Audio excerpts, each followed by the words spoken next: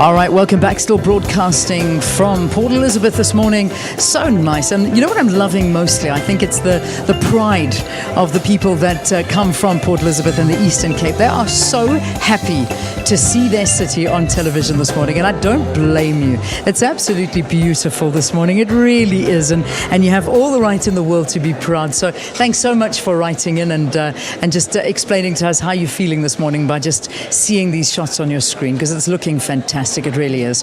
All right, still talking about women, the empowerment of women, the progression of women, and what we need to do to ensure that the vision of making women an equal part of society and alleviating poverty of women around the world is a reality, but particularly here on the African continent, and of course broadcasting here in South Africa. Our aim is to alleviate the poverty and increase the potential of South African women. Well, somebody who is doing a lot of work in that arena is my next guest, and she is here to talk about the role of women and what contribution they can make in the success of the National Development Plan. And with me is Dr Bridgette Gasa. It's such a pleasure to have you. We brought our cameras to you, to your hometown, and it's such a pleasure to have you on the program. Thanks for popping in this morning. Thank you very much, Leanne, and good morning to the viewers of Morning Live. I mean, you look at a conference of this kind, and I'm loving what's being discussed here, because I think it's vital. It absolutely is. But who's listening? And that's the question I've been asking all along. It's lovely to talk amongst ourselves, the people that would like to see change, but the people that can make change, are they listening? I think they are. I think I'd like to just go back a bit and take you through the work that we did in the National Development Plan. As you know, it's the first blueprint that we've ever had as a country. When we did our work, we looked at the demographic profile of South Africa, and largely that is made up of women and the youth. And then we said that if the plan is about how we posit the kind of South Africa that we would like to see in the future, that would have addressed issues of inequality, poverty and unemployment, what is it that we put in now to effectively bring about that kind of change? So in the NDP, you find women and youth being central in the proposals that we've made. So I would go so far as saying, Leanne, that somebody is listening, particularly government has been listening for a very long time. That is why we have policies that actually encourage the emancipation of women. We've done a lot around the public and the government space, but not so much in social and economic redress. And conferences of this nature want to zoom in, and their aim is really to say, how do we practicalize that and bring about the social players, business and society to effectively create these opportunities for women. I mean, you've heard of some of the most incredible success stories. I know that the MEC of Social Development here in the province was telling me the story of a lady who's a farmer and what she's done, how she's uplifted the community around her.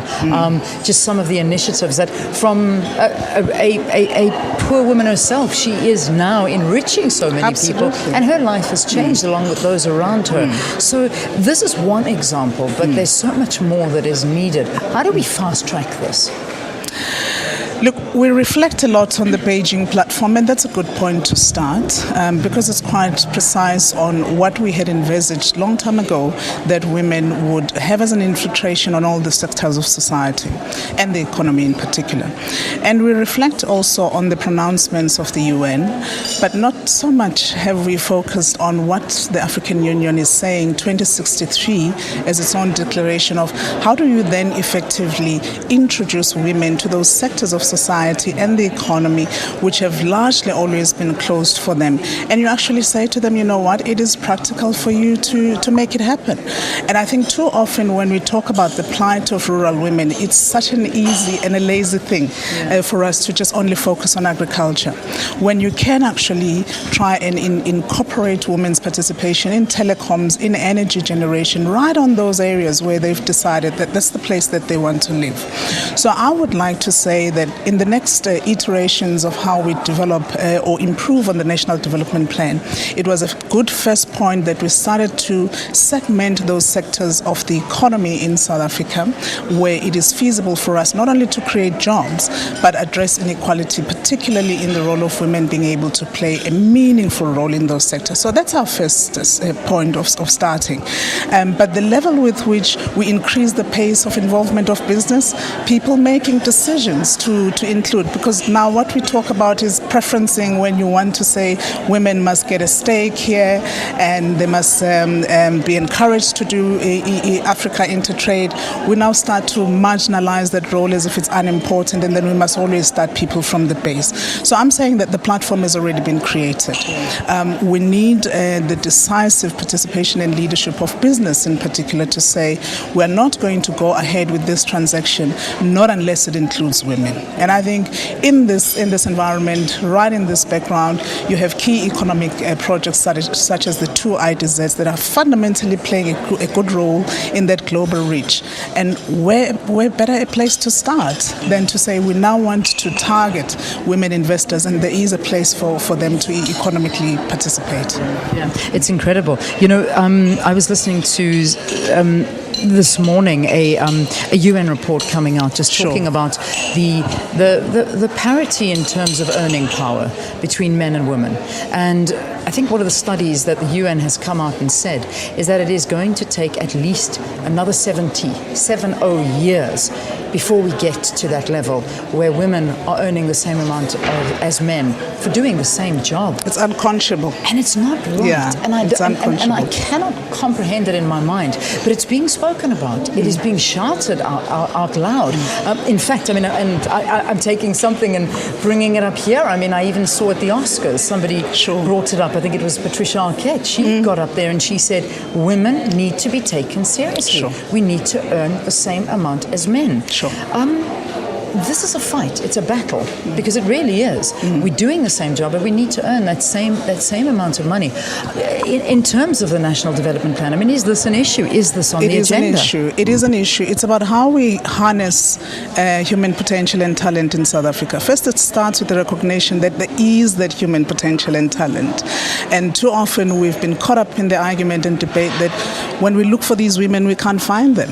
And we cannot continue to have that argument because it's been proven to be flawed. So now that we know that there are women, all it really needs, Leanne, is not for us to focus on networking. I don't know about you. I'm tired as a woman to keep going to conferences just for the purposes of networking. I want to go to conferences and any other platform, seminars, where people are decisively going to be talking about what's on the table in relation to how I access markets, not only globally, but within Africa. As a businesswoman, that's what I want to come and listen to. Where are these opportunities? And then I try and ready myself to then tap into those opportunities. And I think too often we marginalize the rich conversation that should otherwise be taking place amongst women themselves. That, look, nobody else is going to be speaking for us. We're going to show up, stand up, and be counted. But we don't want to show up, stand up, and be counted on things that actually don't begin to shed the actual spotlight of what our capacity is and what we're able to bring on the table. So I think we need to be positive about the fact that those kinds of practical opportunities that exist are beginning to show up. If I am following up on what has been discussed here in the conference, people have not only been sharing the case studies, but they were saying, hey, hang on, in our economic corner of the continent, this is what we're doing. And so you must come along and you must play a part. And don't wait for somebody to blow the whistle on your behalf, and just have that boldness, have that confidence in your capacity, and then you tap into that. Yeah. Right. Thank you. Thank you very much for joining us here.